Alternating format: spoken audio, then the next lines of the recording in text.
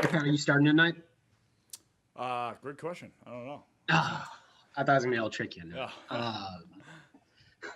it. For you, just knowing that you are going to take a bigger role tonight, whether it is starting or not starting, just kind of what do you keep in mind? I know obviously you saw this at the end of the Nets series. You played a lot there as well, but obviously Giannis out and just trying to do a little bit more.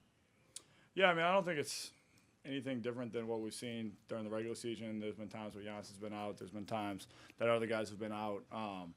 It's not something where you, I think, need to consciously think I got to do more. It's just, you're ready for opportunities as they arise. I mean, throughout the season, one of the, I would say, beautiful things about our team is um, you're called to do different things on different nights. And for me, especially throughout the course of the year, there are nights where I've taken 9, 10 threes in the game. There's nights where I've taken one.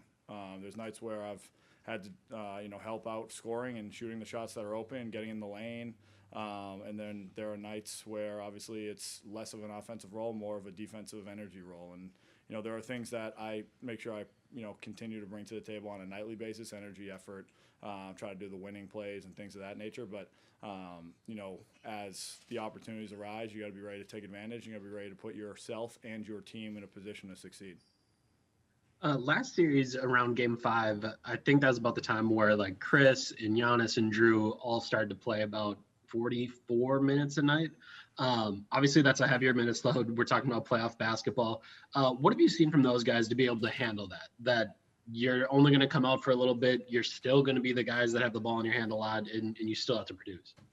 Yeah, I mean, I think the competitive nature that is instilled in all of them, and the drive and the desire to win, you know, the willingness to obviously represent, this team, this organization, in the city of Milwaukee to the best of their ability, and that competitor that we all kind of have. It's playoff basketball. This is what we've kind of gotten ready for all year, and at the end of the day, it's exciting. It's something that you want to be out there helping your team as much as possible. And for those three guys, obviously they have to, be ready to take their breaks and catch their breath a little bit quicker than most.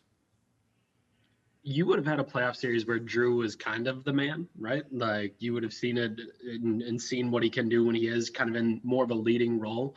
What have you seen from him when he has been in more of a leading role this year with the Bucks? That on the nights where Giannis is out, or just the nights where he decides to take over?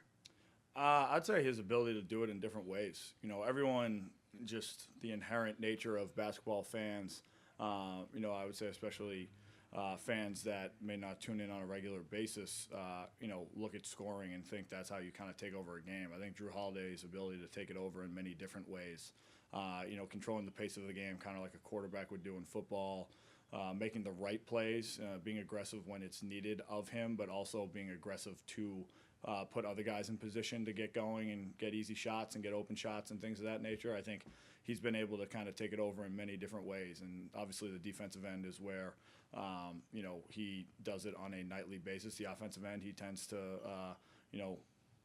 play to the flow of the game. And sometimes it's scoring, sometimes it's passing, sometimes it's penetrating, whatever it might be. I think he does a great job, kind of reading that situation. But I was in Portland and we saw it in a playoff series when he was kind of the head of the snake. He's able to kind of do it in all different ways, and that's what makes it so dangerous and so tough to game plan for. Jim Ozarski.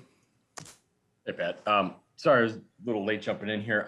I'm curious. So, post game, Drew, Chris, and PJ, sort of their overriding thought was a lack of being able to match what Atlanta brought with their intensity and their energy and sort of the desperation.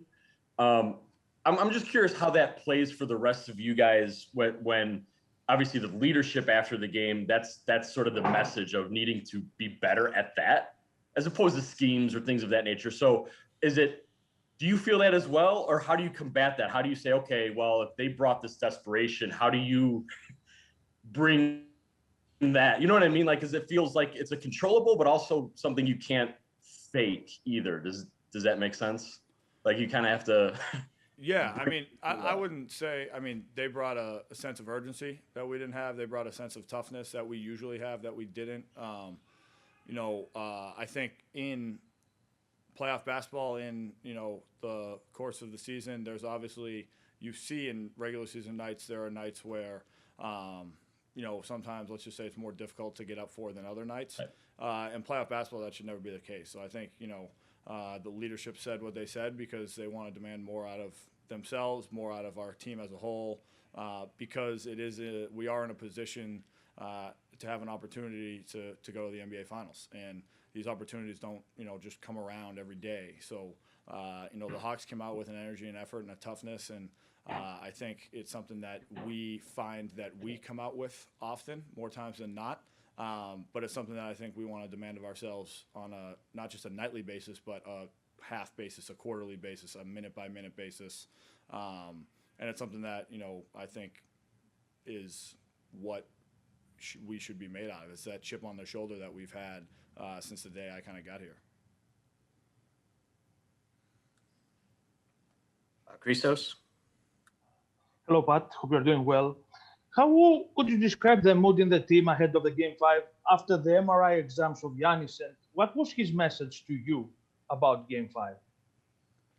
I think his message is the same as it always is. We want to, take it one game at a time, one possession at a time, one quarter at a time. We want to make sure that, we're playing together, we're having each other's backs, we're doing it both offensively and defensively, and we want to make sure we protect home court and we put our best foot forth for our fans. You feel more responsible at this point of the season to make a step up, both you and the whole team, in Game 5?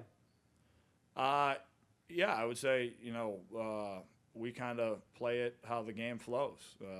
Guys are going to step up, guys are going to get opportunity, guys are going to be ready to take advantage of those opportunities. And, whether Giannis is or isn't in the game, I think guys are always ready for that chance. So it's just a matter of playing together, not trying to do anything that you're not accustomed to doing that is out of character, and just doing the things you do well more often and better.